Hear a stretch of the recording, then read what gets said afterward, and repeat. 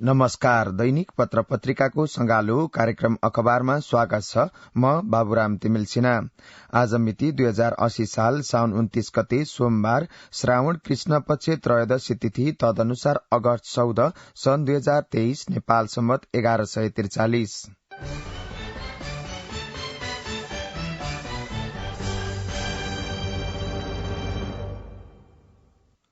कार्यक्रम अखबारको शुरूआत गर्दैछौ। गोर्खापत्र राष्ट्रिय दैनिकले अग्र पृष्ठमा प्रकाशित गरेको समाचारबाट संसदको 7 महिना तदर्थमै समाचार शीर्षक रहेको छ। प्रतिनिधि सभाले औपचारिक रूपमा काम प्रारम्भ गरेको 7 महिना पूरा भइसकेको छ। निर्वाचनपछि अहिले दोस्रो अधिवेशन चलिरहेको छ, तर संघीय संसदका दुवै सदन अहिलेसम्म तदर्थमै चलिरहेका छन्। कामकाजी बन्नुपर्ने संसद लथालिङ्ग छ। मिनी संसद नेतृत्वविहीन छन्। विधायिकी र संसदीय निगरानी ठप्प छन्। पछिल्लो 3 साता यता न राजनीतिक रूपमा समेत संसद बन्दक रहेको छ। 2079 पुस 25 गते निर्वाचनपछिको पहिलो अधिवेशन प्रारम्भ भएको थियो।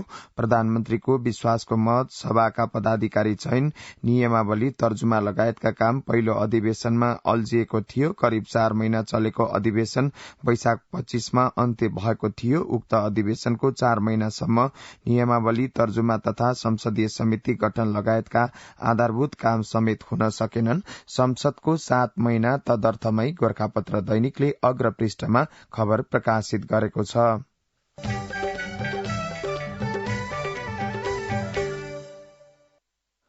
आजको नयाँ पत्रिका दैनिकले पनि संसदकै प्रसंगलाई अग्र पृष्ठमा प्रमुख समाचारको रूपमा प्रकाशित गरेको छ। सार्वभौम संसद कहिलेसम्म बन्दक? बाढ़ी पहिरोबाट विस्थापित तथा सहकारी, लघुवित्त र मिटरब्याजी साहुकारहरूले उठीवास लगाएका नागरिकका पीड़ा र समस्याबारे गम्भीर छलफल र बहस हुनुपर्ने सार्वभौम संसद 1 महिनादेखि सत्ता र प्रमुख प्रतिपक्षी दलको प्रतिष्ठाको लड़ाईले बन्दक रहेको छ। जनसरोकारका 3 संकल्प प्रस्ताव र 3 जरूरी सार्वजनिक महत्वका प्रस्तावसँगै प्रतिनिधि सभामा 4 र राष्ट्रिय सभामा 11 महत्वपूर्ण विधेयक अल्पत्र रहेका छन्। यो समाचारमा प्रधानमन्त्री पुष्पकमल दाहाल प्रचण्डको भनाईलाई उद्धृत गरिएको छ। दोषी जोसुकैलाई पनि कारबाहीको दायरामा ल्याइन्छ। सुन प्रकरण सहित सबै विषयमाथि निष्पक्ष र व्यवस्थित रूपमा सशक्त ढंगले अनुसन्धान हुन्छ। सामाजिक न्याय र सुशासनलाई केन्द्रमा राखेर सरकारले काम गरिरहेको छ। यसलाई तार्किक निष्कर्षमा पुर्याउन सरकार दृढ छ। अनुसन्धानको क्रममा दोषी देखिए जोसुकैलाई पनि कारबाहीको दायरामा ल्याइन्छ। त्यसैगरी नेकपा एमालेका अध्यक्ष केपी शर्मा ओलीको भनाईलाई पनि यस समाचारमा उद्धृत गरिएको छ। संसद हामीले अवरोध गरेको होइन, यो एउटा नाकाको कुरा होइन। मैले भनिसकेको छु, अरू नाकाहरूमा पनि परीक्षण छैन। राजस्व किन उड्दैन? किनभने भन्सारबाट कारोबार हुँदैन, अन्त्यबाट कारोबार भइरहेको छ। यस्तो स्थितिमा सरकारको अयोग्यता, नालायकीपन, लाचारीपन अथवा बदमाशी के हो? राम्ररी छानबिन हुनुपर्छ। सरकारको संलग्नता छैन भने छानबिनले बताउला सरकार किन पहिल्यै तर्सिन्छ। सरकारको संलग्नता छैन, छानबिनले बताउँछ। सार्वभौम संसद कहिलेसम्म बन्दक? नयाँ पत्रिका दैनिकले अग्र पृष्ठमा खबर प्रकाशित गरेको छ।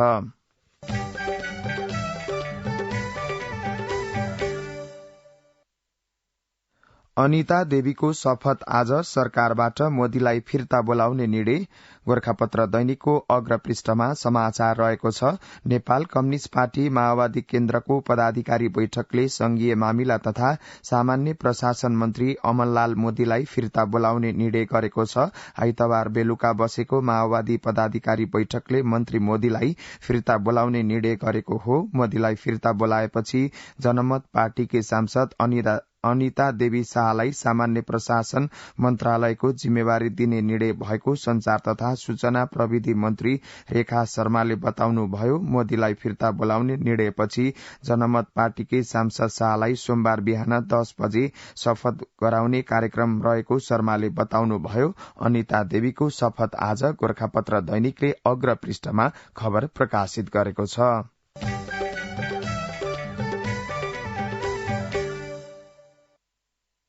7 महिनामा 12औं पटक मन्त्री परिषद हेरफेरको तयारी अनिता देवी शाहलाई संघीय मामिला तथा सामान्य प्रशासन मन्त्रालयमा पठाएर जनमत पार्टी पूर्ण सत्तारोहण गर्दै कान्तिपुर दैनिकको अग्र पृष्ठमा समाचार रहेको छ। प्रधानमन्त्री पुष्पकमल दाहालले 7 महिनामा 8औं पटक मन्त्री परिषद पुनर्गठन गर्दै हुनुहुन्छ। जनमत पार्टीकी अनिता देवी शाहलाई संघीय मामिला तथा सामान्य प्रशासन मन्त्री बनाउने तयारी भएको छ। यही अवधिमा प्रधानमन्त्रीले थप 4 पटक मन्त्रालयको जिम्मेवारी पनि हेरफेर गर्नुभयो। दाहाल गत पुस 10 मा माओवादी केन्द्रबाट मुलुकको तेस्रो पटकका लागि प्रधानमन्त्रीमा निर्वाचित हुनु भएको थियो। आइतबार नै उहाँले आफ्नो दलबाट संघीय मामिला तथा सामान्य प्रशासन मन्त्री रहनुभएका अमरलाल मोदीलाई सरकारबाट फिर्ता बोलाएर जनमतका लागि रेड कार्पेट बिछाइसक्नु भएको छ। 7 महिनामा 12औं पटक मन्त्री परिषद हेरफेरको तयारी अनिता देवी शाहलाई संघीय मामिला तथा सामान्य प्रशासन मन्त्रालयमा पठाएर जनमत पार्टी पुनः सत्तारोहण गर्दै शीर्षकमा कान्तिपुर दैनिकले अग्र पृष्ठमा प्रकाशित गरेको समाचार हो। यो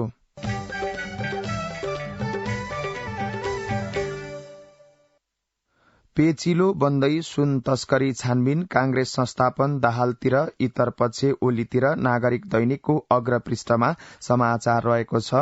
नेपाली कांग्रेसमा सुन तस्करी छानबिनका विषयमा मत भिन्नता देखिएको छ। कांग्रेस संसदीय दलको आइतबार बसेको बैठकमा सांसदहरू गुटगत आधारमा प्रस्तुत हुनु भएको छ। सभापति शेरबहादुर देउवा निकट सांसद तस्करीको सुन छानबिनका लागि उच्च स्तरीय समिति गठनको विपक्षमा उभिनु भएको छ। तर संस्थापन इतरका सांसद सरकारको कार्यशैलीप्रति आशंका व्यक्त गर्दै उच्च स्तरीय छानबिन समिति बनाउनु पर्ने पक्षमा देखिनु भएको छ। कांग्रेस संस्थापन इतर सांसद प्रमुख प्रतिपक्षी नेकपा एमाले माग गरे जस्तै उच्च स्तरीय छानबिन समिति गठनको पक्षमा उभिनु भएको हो। बैठकमा नेता शेखर कोइराला सहित जीवन परियार, चन्द्र भण्डारी, संजय गौतम, रामकृष्ण यादव, सीता मिजार लगायतले सुन तस्करी छानबिनका लागि उच्च स्तरीय समिति बनाउनु पर्ने धारणा राख्नु भएको हो। नेता कोइरालाले सुन तस्करी प्रकरणमा उच्च स्तरीय समिति बनाएर गहिरो छानबिन गर्नुपर्ने आवश्यकता औल्याउनु भयो। कांग्रेस संस्थापन दाहालतिर इतर पक्ष ओलीतिर नागरिक दैनिकले अग्र पृष्ठमा खबर प्रकाशित गरेको छ।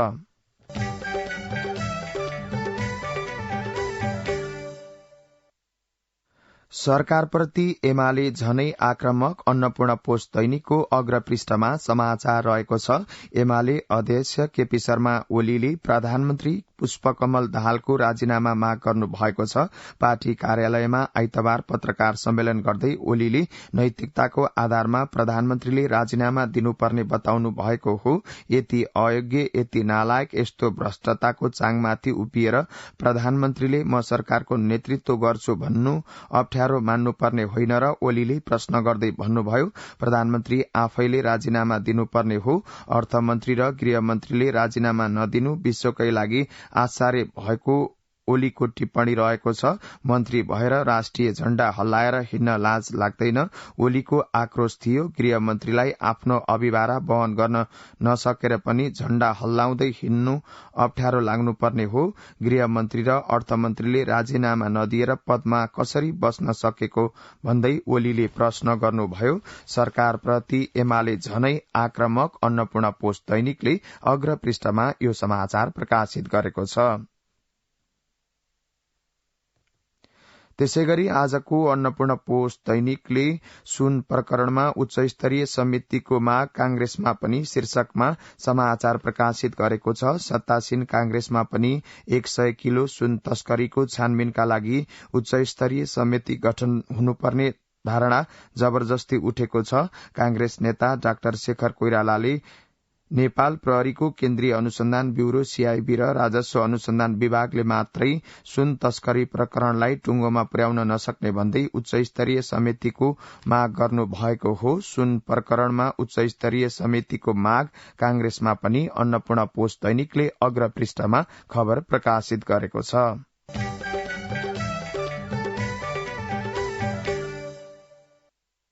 सुन तस्कर प्रकरणकै विषयलाई राजधानी दैनिकले पनि अग्रपृष्ठमा उठान गरेको छ। प्रमुख प्रतिपक्षी दल नेपाल कम्युनिष्ट पार्टी एमाले सुन तस्कर काण्डबारे छानबिन गर्न उच्च स्तरीय आयोग गठन हुनुपर्ने निष्कर्षमा पुगेको छ। यसअघि संसदीय छानबिन समिति गठन गर्नुपर्ने अडानमा रहेको एमाले अहिले आफ्नो माग परिमार्जन गर्दै आयोग गठन हुनुपर्ने निष्कर्षमा पुगेको हो। एमाले केन्द्रीय कार्यालय च्यासल ललितपुरमा आइतबार आयोजित पत्रकार सम्मेलनमा अध्यक्ष एवं पूर्व प्रधानमन्त्री केपी शर्मा ओलीले आफूहरूलाई संसदीय समिति स्वीकार्य नभएको बताउँदै बालवाला वा पूर्व न्यायाधीशको नेतृत्वमा उच्च स्तरीय स्वतन्त्र छानबिन आयोग गठन हुनुपर्ने अडान राखिएको हो। सुन तस्करी प्रकरण बारे एमाले संसदीय छानबिन होइन उच्च स्तरीय आयोग शीर्षकमा आज राजधानी दैनिकले अग्रपृष्ठमा खबर प्रकाशित गरेको छ।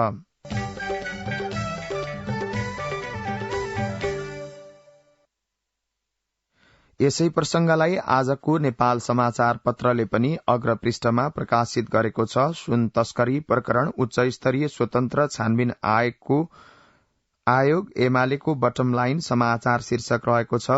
100 किलो सुन तस्करीको निष्पक्ष छानबिनका लागि उच्च स्तरीय स्वतन्त्र छानबिन आयोग बनाउनु पर्ने नेपाल कम्युनिष्ट पार्टी एमाले बटम लाइन अघि सारेको छ। सरकारका पछिल्ला क्रियाकलाप सुन तस्करीको छानबिन गर्ने भन्दा पनि तस्करलाई संरक्षण गर्ने खालका देखिएको भन्दै एमाले उच्च स्तरीय छानबिन आयोगको माग गरेको हो। त्यसैगरी समाचारमा नेपाल अन्तर्राष्ट्रिय तस्करको अखाडा छानबिन समिति को प्रस्ताव कांग्रेसले नै गर्नुपर्छ सहितका 2 उपशीर्षक समेत रहेका छन्।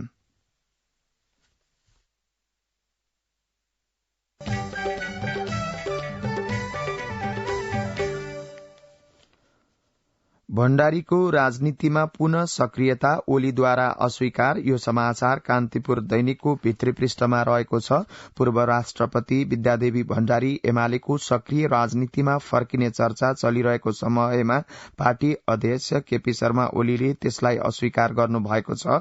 सुन काण्डको विषयमा लगातार संसद अवरुद्ध गर्दै आएको एमाले उच्च स्तरीय न्यायिक छानबिन सहितको आवश्यकता र समसामयिक राजनीतिक स्थितिबारे धारणा राख्न केन्द्रीय कार्यालय च्यासलमा आइतबार आयोजना गरेको पत्रकार सम्मेलनमा ओलीले पूर्व राष्ट्रपति भण्डारीलाई पुनः राजनीतिमा सक्रिय गराउन खोज्नु पार्टीभित्र समस्या ल्याउने प्रयासका रूपमा टिप्पणी समेत व्यक्त गर्नु भएको छ। ओलीले पूर्व राष्ट्रपति भण्डारी एमाले पार्टीका सबै नेताहरूको राष्ट्रपति भएर आदरणीय व्यक्तित्व बनेको बताउनुभयो। त्यसअघि नजिकै मित्र पनि हो। हाम्रो पार्टीको आदरणीय व्यक्ति उपाध्यक्ष नै हो नि। त्यसमध्ये विष्णु पौडेलले मात्र होइन, मैले पनि कुरा गरेको छु, अरूले पनि कुरा गर्नु भएको छ। उहाँले भन्नुभयो यस्तो कुरा गरेको विषयलाई कार्ड नै छपाएर लैजानु भयो रे नि त पार्टीमा आइदिनु पर्यो भनेर निम्ता गर्ने भन्ने। भण्डारीको राजनीतिमा पुनः सक्रियता ओलीद्वारा अस्वीकार कान्तिपुर दैनिकले खबर प्रकाशित गरेको छ।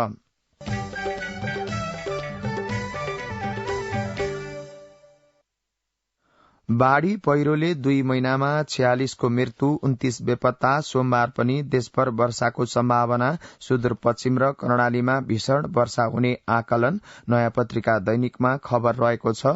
बर्खाका झण्डै 2 महिनामा मुलुकभर बाढ़ी पहिरोमा परि 46 जनाले ज्यान गुमाएका छन्। 29 जना बेपत्ता र 58 जना घाइते भएका छन्। गृह मन्त्रालय आपतकालीन कार्य सञ्चालन केन्द्रको तथ्याङ्क अनुसार 31 जेठदेखि 28 साउनसम्म बाढ़ी पहिरोका 614 घटना रेकर्ड भएकोमा 5668 घर परिवार प्रभावित भएका छन्। बाढ़ी पहिरोले 155 घर पूर्ण रूपमा क्षतिग्रस्त हुँदा 679 घरमा आंशिक क्षति पुगेको छ। बाढ़ी पहिरोले 2 महिनामा 46 को मृत्यु, 29 बेपत्ता। नयाँ पत्रिका दैनिकमा समाचार रहेको छ।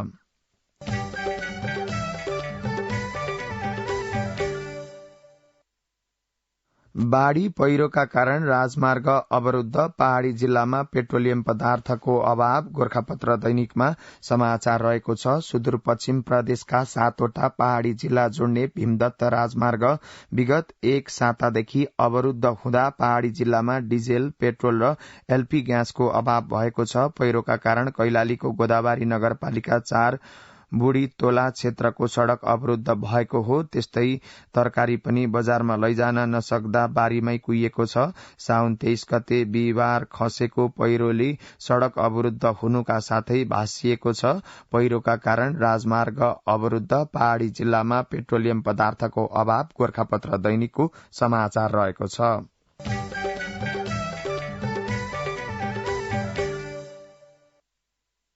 बाढ़ी पहिरोले ग्रामीण सड़क अवरूद्ध, गोरखापत्रमा खबर रहेको छ।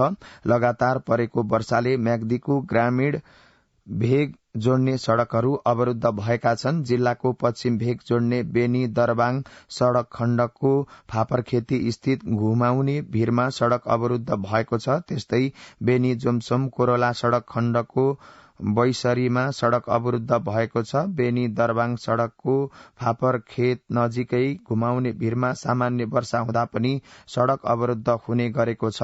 बाढ़ी पहिरोले ग्रामीण सड़क अवरूद्ध, गोरखापत्र दैनिकको खबर हो यो।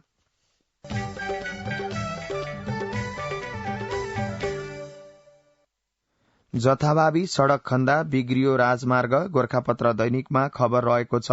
स्थानीय तहहरूले जथाभावी बाटो खन्न थालेपछि मुख्य तथा सहायक राजमार्गमा असर पर्न थालेको छ। पाल्पाका स्थानीय तहहरूले जथाभावी सड़क खन्ने कामलाई जारी राख्दा बाढ़ी पहिरोको समस्या बढ़दै गएको हो। जथाभावी सड़क खन्दा बिग्रियो राजमार्ग, गोरखापत्र दैनिकमा समाचार रहेको छ।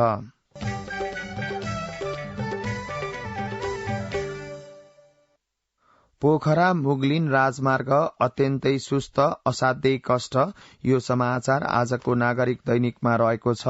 निरन्तर वर्षाले पोखरा काठमाडौँ हवाई सेवा यति बेला अनिश्चित छ। वर्षाले भिजिबिलिटी नपुग्दा विगत 2 दिनदेखि पोखरा अन्तर्राष्ट्रिय विमानस्थलबाट हुने धेरै उडान रद्द भएका छन्। उडान रद्द भएपछि अत्यावश्यक कामले राजधानी जानुपर्ने यात्रु स्थलमार्गबाट गए, तर पृथ्वी राजमार्ग हुँदै हुने यो बेलाको यात्रा पनि अनिश्चित र सकसपूर्ण रहेको छ। वर्षाले कटान गर्दा केही दिन अघि पृथ्वी राजमार्ग पनि अवरूद्ध भयो। पोखरा मुगलिन राजमार्ग अत्यन्तै सुस्त, असाध्यै कष्ट। आज नागरिक दैनिकले प्रकाशित गरेको समाचार हो यो।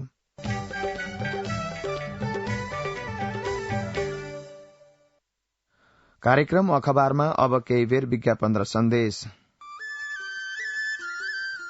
सुन त, भोलिको मिटिङको लागि सबैलाई फोन गर्यो? छैन सर, मेरो मोबाइलमा ब्यालेन्स नै थिएन। अलि पछि गर्छु ल्यान्डलाइनबाट। ल हेर, मोबाइलमा ब्यालेन्स छैन भनेर हुन्छ? तिमीलाई थाहा छैन यस कार्यालयले नेपाल टेलिकमको कर्पोरेट युजर ग्रुप अर्थात सीयूजी सेवा लिएको छ। तिम्रो नम्बरलाई पनि सीयूजीमा सहभागी गराउ न। अनि सर, मेरो त प्रिपेड नम्बर हो नि। अहिले नेपाल टेलिकमले प्रिपेड र पोस्टपेड दुवै फोनमा सीयूजी सेवा लागू गरिसकेको छ। सीयूजीमा आबद्ध भएपछि हाम्रो कर्मचारीहरू बीच निशुल्क र नेपाल टेलिकमको नेटवर्कमा सस्तो दरमा फोन तथा एसएमएस गर्न र डाटा चलाउन पाइन्छ नि। तिमीलाई थप जानकारी चाहिएमा नेपाल टेलिकमको वेबसाइट www.ntc.net.np मा हेर न। नेपाल टेलिकम, राष्ट्रको संचार। अब विभिन्न पत्र पत्रिकामा भएका बाँकी प्रसंग छोटकरीमा। शिथिल अर्थतन्त्रको गाँठो फुकाउन सरकार संयुक्त छलफलमा, कान्तिपुर दैनिकको समाचार रहेको छ। बलिया बाह्य सूचक, पर्याप्त तरलता र घट्दो ब्याजदरको अवस्थामा पनि अर्थतन्त्रको शिथिलता कायमै रहेपछि त्यसलाई निराकरण गर्न सरकार तातेको छ। वित्तीय क्षेत्रको पछिल्लो अवस्थाबारे जानकारी लिन प्रधानमन्त्री पुष्पकमल दाहालले गत शुक्रबार निजी क्षेत्रसहित सरोकारवालाको बैठक डाक्नु भएको थियो। प्रधानमन्त्री दाहालले अकस्मात चितवन जानु परेको भन्दै शुक्रबारको बैठक स्थगन गर्नु भएको थियो। यसरी रोकिएको बैठक अर्थमन्त्री प्रकाश रण महतको सक्रियतामा आइतबार सम्पन्न भयो। बैठकमा अर्थमन्त्री सहित राष्ट्र बैंकका गवर्नर महाप्रसाद अधिकारी, वाणिज्य बैंकका प्रमुख कार्यकारी अधिकृत र तीनवटै निजी क्षेत्रका छाता संगठनमा आबद्ध अध्यक्षहरूको सहभागिता थियो। शिथिल अर्थतन्त्रको गाँठो फुकाउन सरकार संयुक्त छलफलमा, कान्तिपुर दैनिकमा समाचार रहेको छ।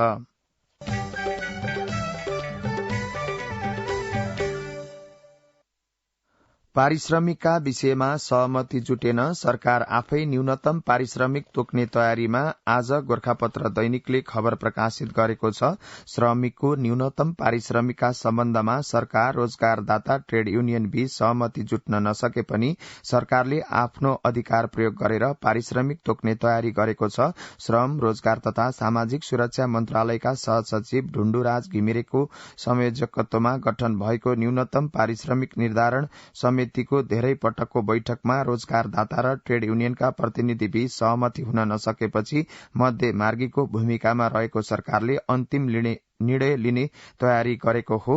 पारिश्रमिकका विषयमा सहमति जुटेन, सरकार आफै न्यूनतम पारिश्रमिक तोक्ने तयारीमा। आजको गोर्खापत्र दैनिकमा समाचार रहेको छ।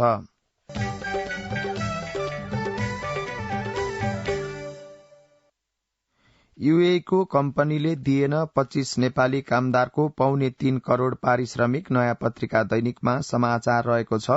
युनाइटेड अरब इमिरेट्स यूएई को अल अफा सेक्युरिटी सर्भिसेजले 25 नेपाली श्रमिकको करिब 2.25 करोड़ रूपियाँ पारिश्रमिक भुक्तानी गरेको छैन। कम्पनीले कोविडको बहाना देखाउँदै 2018 को डिसेम्बरदेखि श्रमिकको ओभरटाइमको पारिश्रमिक पेन्डिङ राख्दै आएको छ। भुक्तानीका लागि विभिन्न समयको भाका दिए पनि कम्पनीले आजसम्म भुक्तानी नगरेको श्रमिकले गुनासो गरेका छन्। यूए को कम्पनीले दिएन 25 नेपाली कामदारको 2.25 करोड़ पारिश्रमिक। नयाँ पत्रिका दैनिकमा समाचार रहेको छ।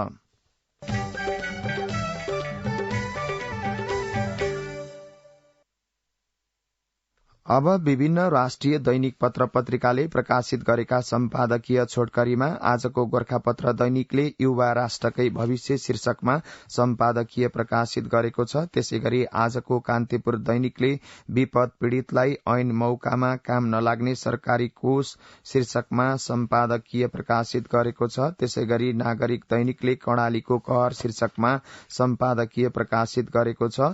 आजको नेपाल समाचार पत्रले शासकहरूको चरम भ्रष्टीकरण शीर्षकमा सम्पादकीय प्रकाशित गरेको छ। त्यसैगरी आजको राजधानी दैनिकले छानबिनमा निश्चित मापदण्ड कायम हो शीर्षकमा सम्पादकीय प्रकाशित गर्दा आज कारोबार दैनिकले जडीबुटीलाई व्यवस्थित गर शीर्षकमा सम्पादकीय प्रकाशित गरेको छ।